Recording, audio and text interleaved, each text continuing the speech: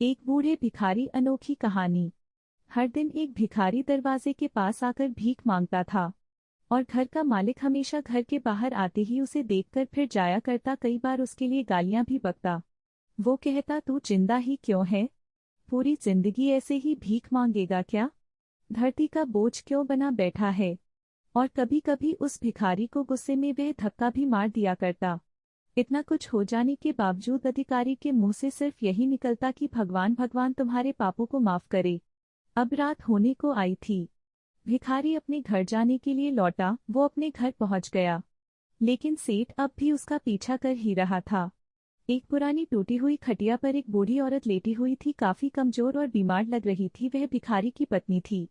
अपने पति को वापस आता देख वह खाट से उठ खड़ी हुई। पत्नी ने अपने पति के भीख वाले कटोरे में देखा, उसमें सिर्फ आधी बासी रोटी थी। उसे देखकर वह बोली, आज बस इतना ही मिला? और हाँ, आपके सिर से खून निकल रहा है, ये चोट कैसे लगी? बूढ़ा भिखारी बोला, आज बस इतना ही मिला, किसी ने कुछ दिया ही नहीं। सबने गालियां दी और एक नए पत्थर भी फेंकना, इसीलिए मेरा सर फट गया। एक गहरी ठंडी सांस लेकर बूढ़ा भिखारी फिर से बोला, यह मेरे ही पापों का फल है। तुम्हें याद है कुछ सालों पहले हम कितने अमीर थे?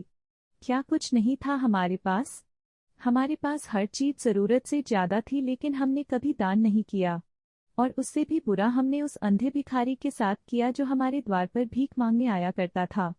बूढ़ी पत्नी की आंखों में आंसू आ गए। वह बोली, हाँ, हम उस बेचारे अंधे के साथ बहुत बुरा करते थे। उसका अपमान करते थे। उसे खाने के लिए रोटी की जगह कागज दिया करते। उसका मजाक उड़ाया करते और कभी कभी मारा भी करते। मैंने कभी उसको रास्ता नहीं दिखाया। एक बार मैंने उसके मुंह पर मिट्टी भी फेंकी थी और वह हमेशा दुखी होकर यही कहता कि भगवान तुम्हें तुम्हारे किए की सजा देगा।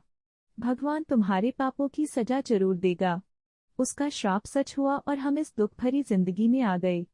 भिखारी बोला, हाँ, उसका श्राप सच हुआ, इसलिए मैं किसी को बद्दुआ नहीं देता। चाहे कोई मेरे साथ कैसा भी बर्ताव करे, मैं हमेशा उसके लिए प्रार्थना करता हूँ। मैं नहीं चाहता कि कोई भी हमारे जैसे जिंदगी का अनुभव करे, किसी को भी हमारे जैसे दुखों का सामना करना पड़े। वो नहीं जानते कि वे कितना बड़ा पाप कर रहे हैं, इसलिए अनजाने में हुए पाप की ऐसी सजा किसी को भी मिले मैं नहीं चाहता। सेठ वहीं पर छुपकर यह सारी बातें सुन रहा था। अब उसे सब कुछ समझ में आ गया था। भिखारी और उसकी पत्नी ने वह आधी रोटी मिल बांटकर खाएं और भगवान को धन्यवाद बोलकर सो गए। अगले दिन बड़ा भिखारी फिर से भीख मांगने गया। सेठ के घर के पास जाते हैं। सेठ ने पहले से गर्म रोटियां उसके लिए निकाल कर रखी थी। उसे देते हुए सेठ विनम्रता से बोला, माफ कर दीजिए बाबा, उसे बहुत बड़ी गलती हो गई। बूढ़ा भिखारी बोला, भगवान तेरा भला करे। इतना कहकर वह आगे निकल गया।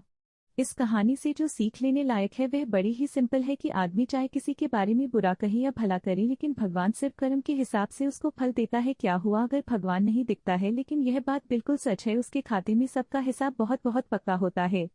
इसलिए जब किसी के लिए कुछ भी करो तो अच्छा ही करो। कहानी अच्छी लगी हो तो वीडियो को लाइक जरूर करें और रोजाना ऐसे नई और रोचक कहानियां सुनने के लिए चैनल को सब्सक्राइब जरूर करें। वीडियो को पूरा देखने के लिए धन्यवाद।